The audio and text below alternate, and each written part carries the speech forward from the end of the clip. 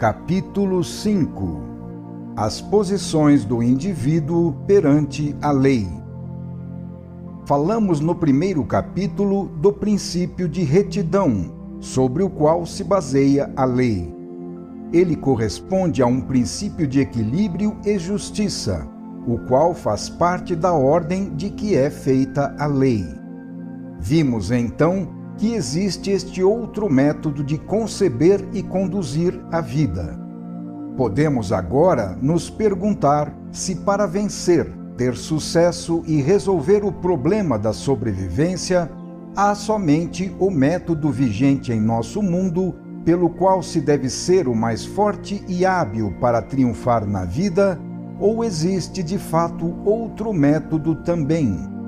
Qual é então a sua técnica e a que resultados ele nos leva?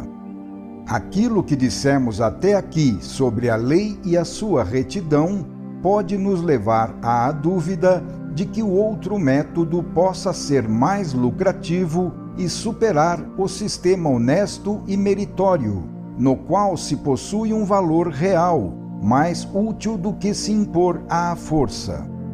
Seria revolucionário admitir que o sistema da justiça, com a consequente defesa automática do indivíduo por parte da lei, possa substituir com vantagem a justiça feita com os próprios meios, como é o método vigente no plano animal. Isto seria uma reviravolta, pois o justo, mesmo sendo fraco, se tornaria um vencedor, porque está protegido pela lei, enquanto o homem injusto, que por ser forte impõe sua própria lei, se tornaria um vencido, porque sendo um rebelde, teria a lei contra ele. Tal estranha afirmação da superioridade de tal método com a vitória segundo a justiça, como quer a lei, não é infundada, mas se baseia em vários fatos. Primeiro, é evidente que o velho sistema não resolveu o problema da convivência social pacífica. Segundo, aquele sistema não é mais válido, porque se tornou contraproducente e, portanto, deve ser eliminado quando se passa do velho estado social caótico ao estado orgânico. Terceiro, esta afirmação é corroborada pelo fato de podermos controlar a sua veracidade, porque hoje está se iniciando a passagem para o estado orgânico, em razão da qual assistimos a um deslocamento na avaliação dos valores humanos. O vencedor egoísta e violento, antes honrado por ser um forte e vencedor, começa a ser considerado atualmente um criminoso, inimigo da coletividade. Hoje, o herói de guerra, o amo prepotente dominador e o hipócrita astuto que sabe enganar, ao invés de incutirem respeito, provocam revolta e são isolados como elementos antissociais para serem eliminados. Nesta nossa época de transição para um novo tipo de civilização, tudo isso começa a se verificar de forma visível, pois já podemos constatar o início da inversão dos velhos valores.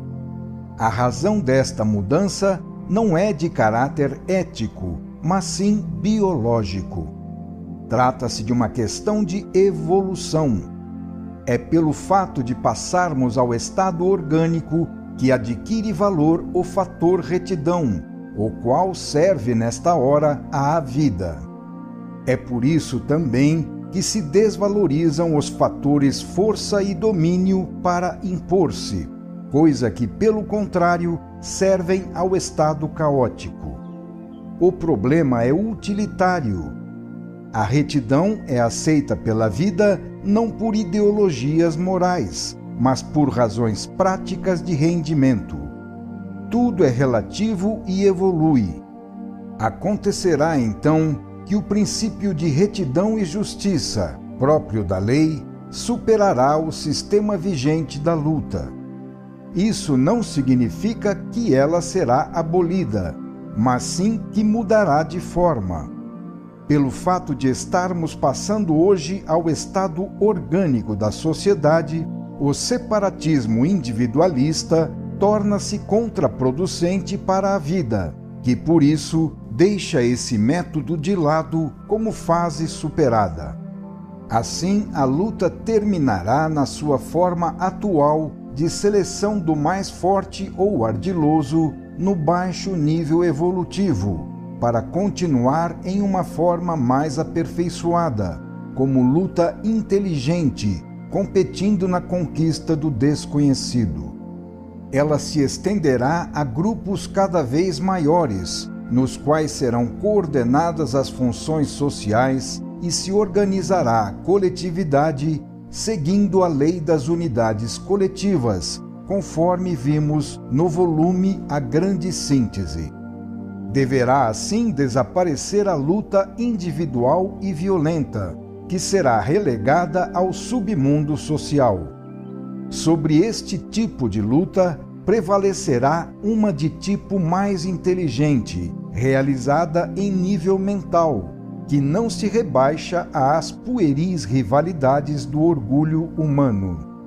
Já vemos o trabalho de equipe entre especialistas unindo seus esforços para um fim comum, bem como a coordenação das funções nas grandes organizações industriais. Além disso, constatamos a universalidade da ciência, que não admite barreiras. Assim, a seleção, como é lógico, será realizada em outro sentido, direcionada para produzir um indivíduo não mais forte e isolado, mas sim inteligente e social, com maior aptidão para viver na coletividade e cumprir nela a sua função específica. Isso não nos surpreende, porque já vemos tudo isso realizado na sociedade orgânica de células, que é o corpo humano.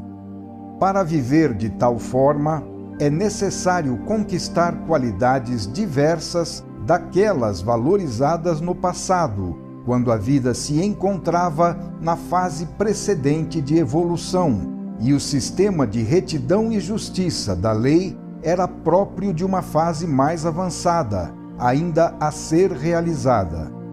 Ora, a evolução não pode ser detida, por isso ninguém pode evitar os deslocamentos que ela produz.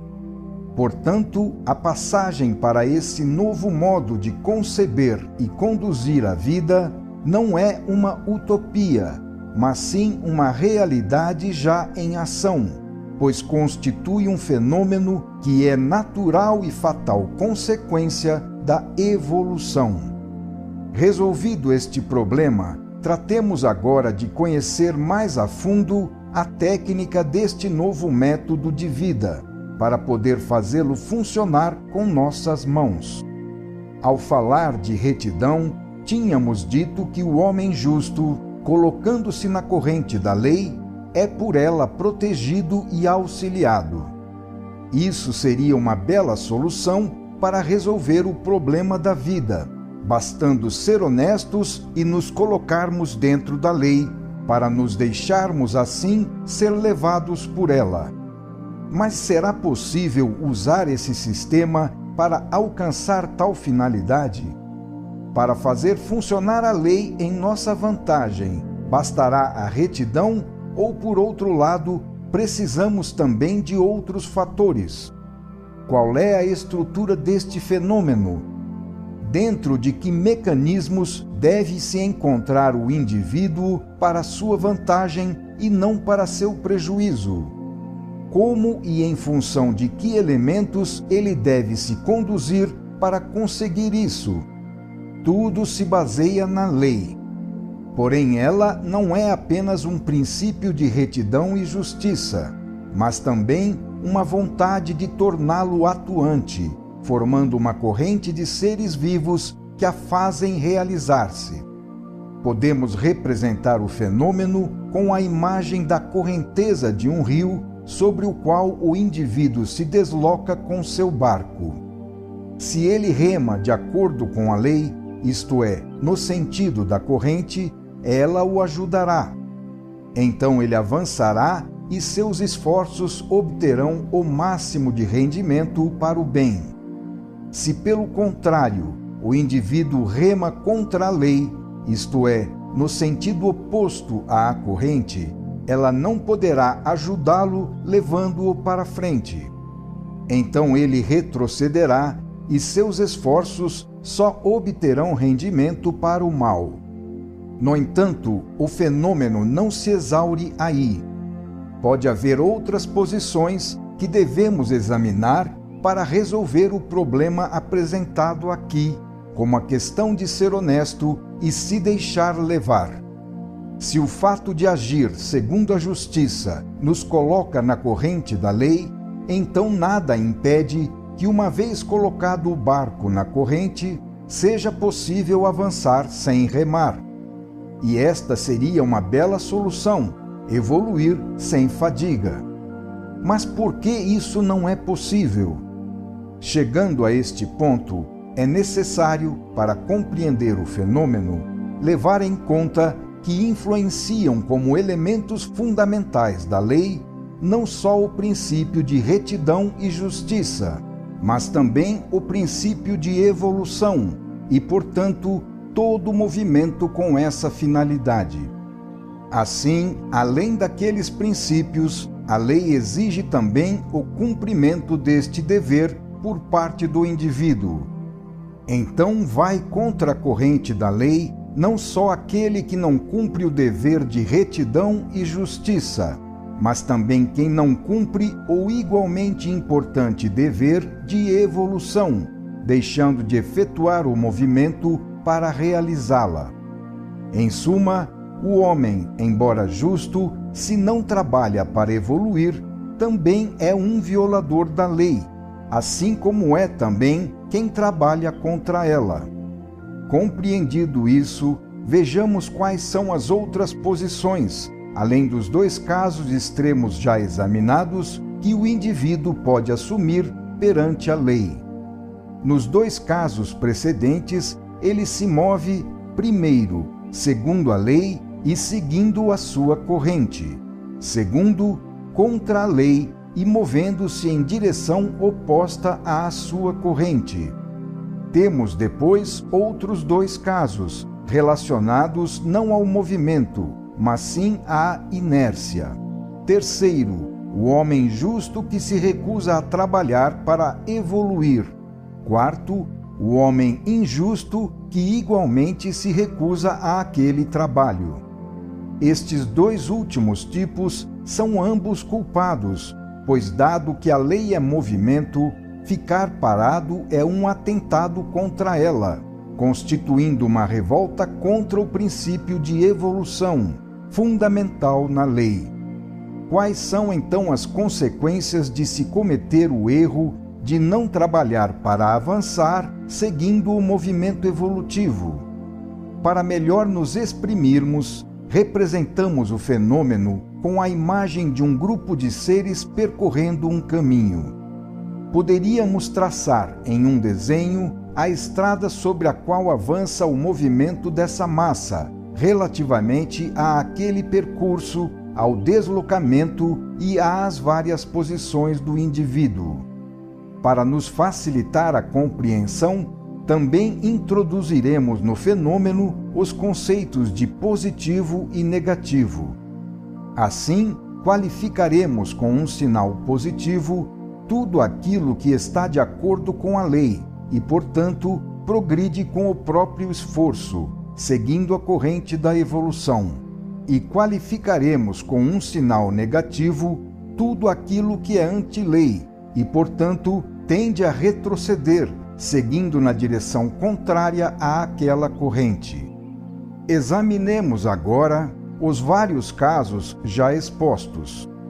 No primeiro caso, o indivíduo encontra-se de pleno acordo com a lei, porque é um justo que se colocou e se move na corrente da evolução. Uma vez que aplica os princípios fundamentais da lei, ele progride em positividade, acumulando a seu favor sempre mais valores daquele tipo. No segundo caso, o indivíduo encontra-se em plena oposição contra a lei, porque além de injusto e situado fora da lei, move-se contra a corrente da evolução. Uma vez que viola os princípios fundamentais da lei, ele regride no sentido da negatividade, acumulando em seu prejuízo sempre mais valores desse tipo. No terceiro caso, o indivíduo está, por um lado, de acordo com a lei, porquanto é um justo, mas por outro lado está contra ela, porque recusando-se a avançar, isto é, a trabalhar para evoluir, senta-se à margem da estrada, fora da corrente evolutiva que avança. Então, neste caso, temos duas forças opostas. Uma é dirigida em sentido positivo, porque funciona segundo o princípio da retidão da lei e tende, portanto, a acumular valores positivos a favor do indivíduo. A outra, pelo contrário, é dirigida em sentido negativo, porque funciona opondo-se ao princípio evolutivo da lei e tende, portanto, a acumular valores negativos em prejuízo do indivíduo.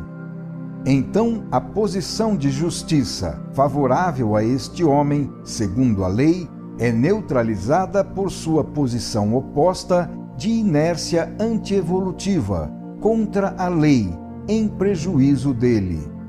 Assim, a negatividade da inércia, que recusa a evolução, anula a positividade da retidão, levando o indivíduo a uma estagnação na qual a vida para. O resultado é que ele, permanecendo estacionário em um mundo de movimento, acaba sendo superado pela massa em marcha, resultando disso um retrocesso, porque o movimento desloca tudo para diante ao longo do caminho da evolução. Para compreender isso, é necessário levar em conta que o fluxo da corrente evolutiva avança continuamente e, portanto, está ligado ao tempo como uma função dele. De fato, definimos o tempo como o ritmo que regula e mede o desenvolvimento do transformismo fenomênico. Ora, esta transformação verifica-se em sentido evolutivo, de modo que o fluxo da corrente evolutiva está ligado ao fluxo da corrente do tempo, e assim como ele, não pode parar. Quem se isola dessa corrente fica estacionado dentro dela, mas ela não pode ser interrompida e continua a avançar. Desse modo, quem para é ultrapassado e deixado para trás, com um movimento equivalente a um retrocesso involutivo, semelhante àquele realizado no segundo caso pelo indivíduo que se move contra a lei retrocedendo. Eis como a inércia, pelo fato de também no homem justo transformar-se em involução, pode constituir um grave prejuízo para ele. No quarto caso, tal como no terceiro, o indivíduo coloca-se contra a lei, porque se recusa a trabalhar para evoluir, colocando-se fora da corrente que avança. Porém, essa sua negatividade, ao invés de ser compensada com a positividade do homem justo, como se dá com o tipo do terceiro caso, é, pelo contrário, agravada pela sua negatividade de homem injusto. Segue-se que os dois impulsos, não sendo opostos um ao outro, como no terceiro caso, não se neutralizam, mas se somam, e isso no negativo. Então, por falta de trabalho evolutivo, o retrocesso involutivo do terceiro caso, próprio do inerte que para, não só se verifica neste caso, mas também é maior, uma vez que o seu ponto de partida, sendo o do homem injusto e não o do justo, está mais embaixo. o indivíduo do quarto caso encontra-se em vantagem com relação ao do segundo, porque com a sua inércia paralisa o movimento em sentido negativo, que seria pernicioso para ele, enquanto o indivíduo do segundo caso é ativo de forma anti-lei, trabalhando para involuir. Assim, a inércia do indivíduo do quarto caso freia o seu retrocesso, deixando-o num ponto mais avançado em relação àquele no qual chegaria se fosse ativo como homem injusto, no sentido anti-lei. Eis que no quarto caso, a inércia, como suspensão de uma atividade negativa, pode representar uma vantagem, porque é um mal menor. Se para quem avança pelo caminho do bem, parar é um mal, para quem avança pelo caminho do mal, parar é um bem. Em outras palavras, se para quem trabalha positivamente, parar é negativo, para quem trabalha negativamente, parar é positivo. Cada indivíduo situa-se numa dessas quatro posições, segundo sua natureza e seus impulsos correspondentes, aos quais a lei responde adequadamente. Isso coincide com o que ele merece, porque a estrutura de sua personalidade é obra sua. Com essa técnica automática, cada um recebe a lição a ele adaptada. A lei quer a correção do erro para a salvação do ser, e a evolução é o meio pelo qual isto tem que se realizar. A função da evolução é transformar o negativo em positivo, assim como a função da involução é emborcar o positivo em negativo. A evolução é uma corrente em movimento, dentro da qual a lei quer que tudo avance. Está implícito, portanto, que ela faça essa corrente levar avante quem nela se coloca, e, no caso contrário, faça o oposto. Assim podemos compreender por que isso acontece. E, de fato, a lei ajuda ao máximo o indivíduo do primeiro caso, resiste ao do segundo, colocando-lhe obstáculos, e deixa entregue a si mesmos os do terceiro e quarto casos. Há, porém, um fato fundamental, que não admite exceções. A lei atinge fatalmente a sua finalidade, que é fazer a evolução funcionar e, por meio dela, levar todos à salvação. Qualquer que seja a posição escolhida pelo indivíduo, as reações da lei acabarão sempre por corrigi-lo do erro e fazê-lo avançar, seja porque ele é atraído pelo bem que conquista, seja porque ele procura se salvar do mal que lhe cai em cima. Muitos procuram retroceder e muitos se põem de lado para fugir à fadiga de evoluir, mas a grande corrente da lei irá persegui-los, agitá-los e desentocá-los, até levá-los à salvação. Não se pode deixar de nascer e viver, como não se pode deixar de aprender e evoluir. É fatal, portanto, o retorno final a Deus. Final do capítulo 5.